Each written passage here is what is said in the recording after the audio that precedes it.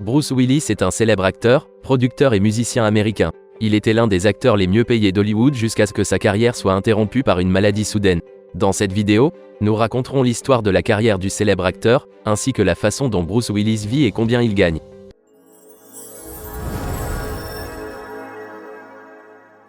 Walter Bruce Willis est né le 19 mars 1955 en Allemagne de l'Ouest, dans la ville d'Idar Oberstein. Sa mère Marlène, originaire de Kassel, était d'origine allemande et son père David Willis était un soldat américain et a servi dans une unité située en Allemagne. En 1957, sa période de service prit fin et la famille déménagea dans le New Jersey.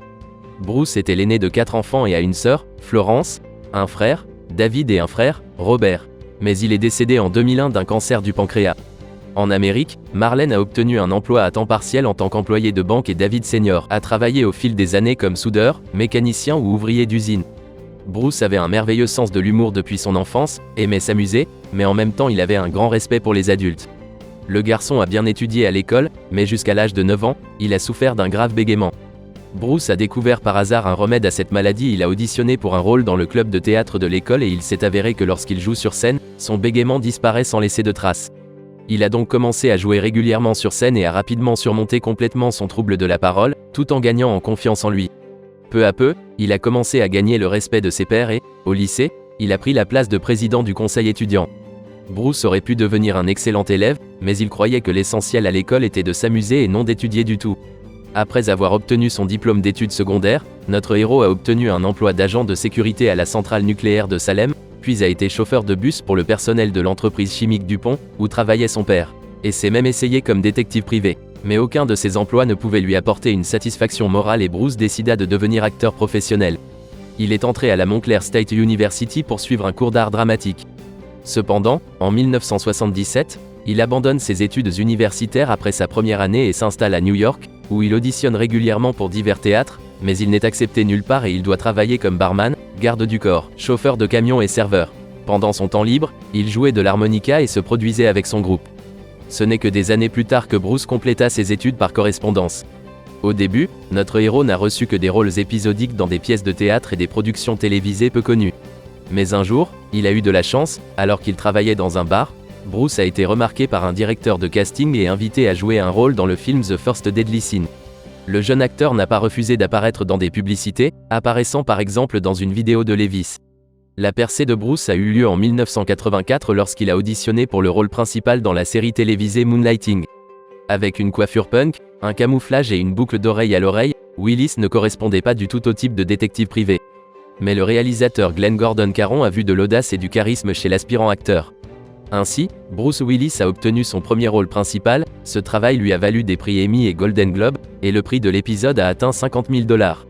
Au fil des 5 saisons de la série, il acquiert une expérience professionnelle significative et décide de devenir une véritable star de cinéma.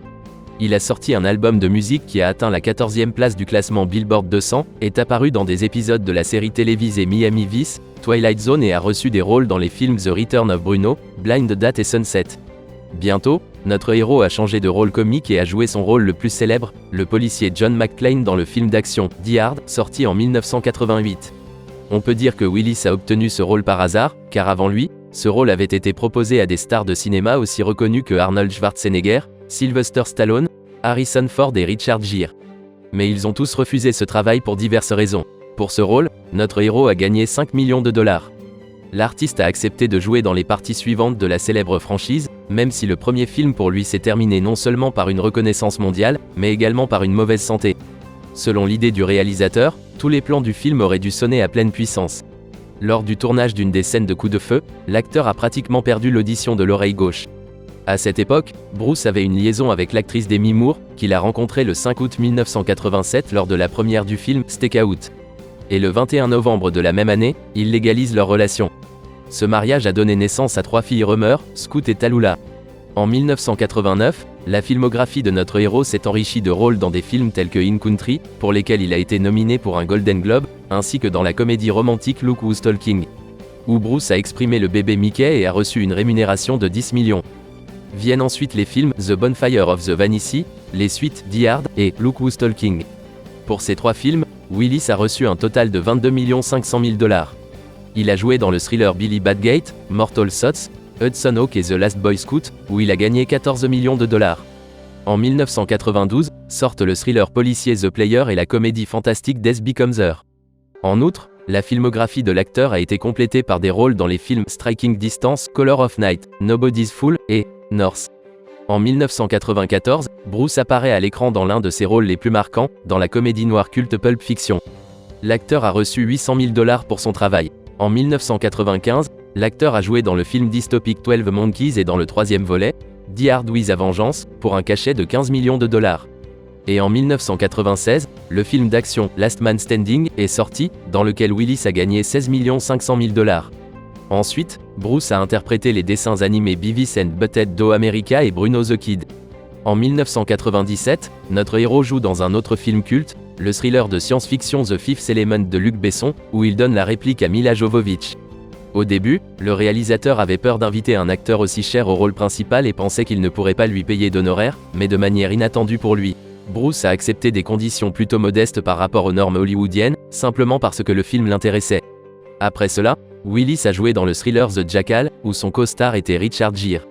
Travailler ensemble était difficile pour eux, alors les deux acteurs célèbres ont juré de ne plus jamais jouer ensemble. En 1998, la filmographie de notre héros a été complétée par un rôle dans le film d'action dramatique Mercury Rising, ainsi qu'un rôle dans le film The Siege, pour lequel Bruce a gagné 5 millions de $. La même année, sort le film de science-fiction Armageddon, qui devient le champion du box-office de 1998. Lorsque le film est arrivé en tête lors de sa première semaine de recettes, Bruce a commenté en plaisantant « Je suis heureux que les gens soient si amusés par la fin du monde ».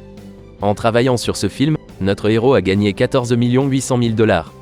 Parallèlement, Bruce Willis devient le premier acteur à jouer dans le jeu vidéo Apocalypto. Grâce aux capteurs attachés, il était possible de transférer ses mouvements et expressions faciales à l'ordinateur, y compris le fameux louchement et le sourire. Pour ce travail, l'acteur a gagné 1 200 000 $. Malgré le fait que l'union de Demi Moore et Bruce Willis ait longtemps semblé exemplaire, ils ont divorcé en 1998. Pour le bien de leur fille, le couple a convenu d'aménager leurs horaires de manière à pouvoir se rendre au tournage à tour de rôle, mais cela les a amenés à s'éloigner l'un de l'autre. Bruce a commencé à tromper sa femme et a été accusé d'avoir des liaisons avec plusieurs de ses costars. Et après le divorce, il est sorti avec le mannequin espagnol Maria Bravo Rosado et la star de cinéma pour adultes Alicia Klass. Entre-temps, la filmographie de notre héros s'est enrichie de rôles dans des films tels que Breakfast of Champions, le mélodrame The Story of Us et le drame mystique The Sixth Sense. Dans un épisode, il écrit avec sa main droite pour faciliter le tournage du caméraman. Pour ce faire, Willis a dû beaucoup s'entraîner, car il est naturellement gaucher. Pour ce travail, Willis a reçu 2 nominations aux MTV Movie Awards, dans les catégories meilleur acteur et meilleur duo d'écran. Le rôle dans ce film a apporté à Willis non seulement une autre part de l'amour du public et du respect des critiques, mais également un énorme revenu de 114 millions de $. En 2000, l'acteur joue un petit rôle dans la série culte Friends, pour laquelle il reçoit un Emmy Award dans la catégorie Best Guest Star. La même année, sort le film The Whole Nine Yards, dans lequel Willis joue aux côtés de Matthew Perry, déjà familier de Friends, et il joue également dans le fantasme familial The Kid, pour un montant de 20 millions de $. Et le thriller Incassable. Dans les années suivantes, l'acteur a interprété le dessin animé Rugrats Go Wild, et dans le drame policier Bandit, il a joué avec 2 héritières, Scout et Tallulah. Il a gagné 22 500 000 $ pour son rôle dans Arts War et a également joué dans les films True West, Grand Champion, The Whole 10 Yards et Tears of the Sun.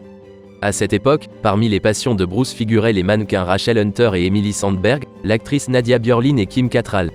Et Bruce voulait même épouser l'actrice Brooke Burns, mais le mariage n'a jamais eu lieu. En 2005, l'acteur a joué dans le film d'action Hostage, où sa fille Rumor jouait à ses côtés.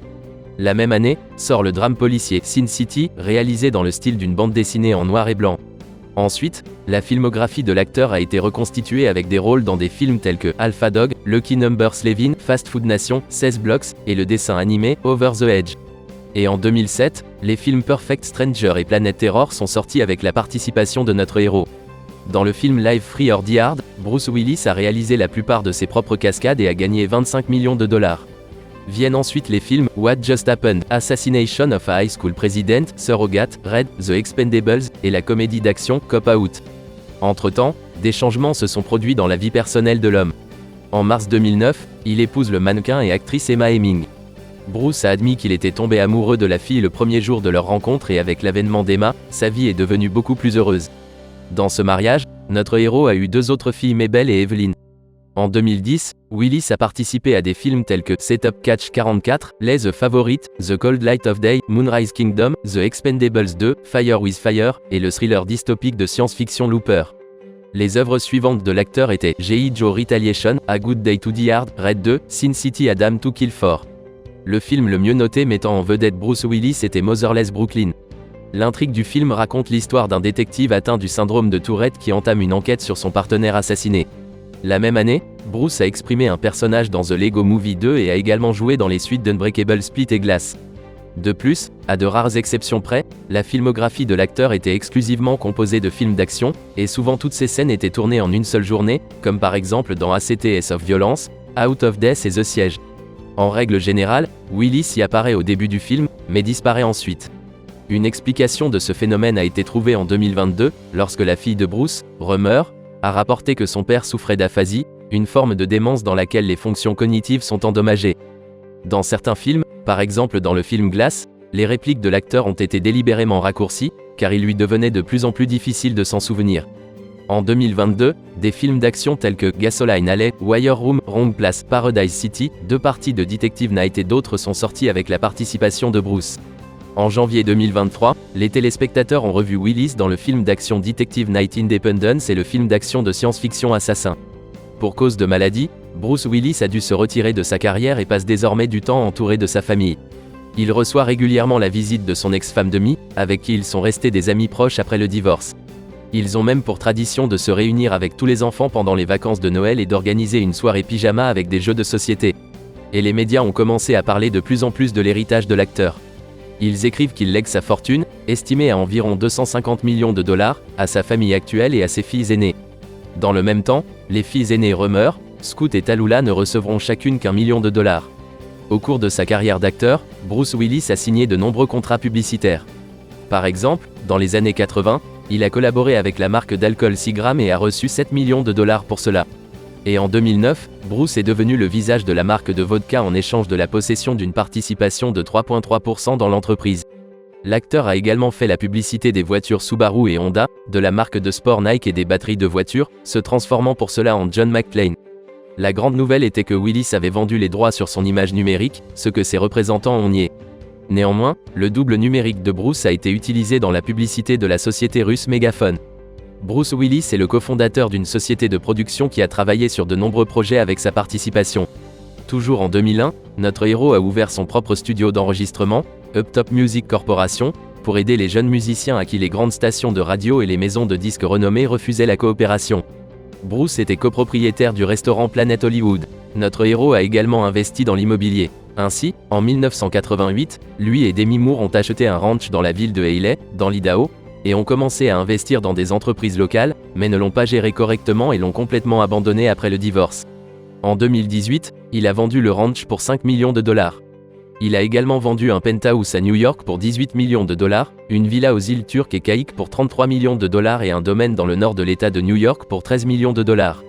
Et en 2014, Bruce a vendu son manoir à Beverly Hills pour 16 500 000 dollars. Et après son divorce avec Demi Moore, elle a reçu un luxueux penthouse à New York surplombant Central Park, que le couple a acheté en 1990 pour 7 millions de dollars. On sait que dans les années 2000, Bruce a construit une villa sur les îles des Caraïbes et, après avoir tourné le film Hard Soir, il est tellement tombé amoureux de Prague qu'il y a acheté une maison de 5 étages. Un logement dans la capitale tchèque, situé entre la rivière Vltava et le château de Prague, a coûté à l'acteur 4 500 000 dollars.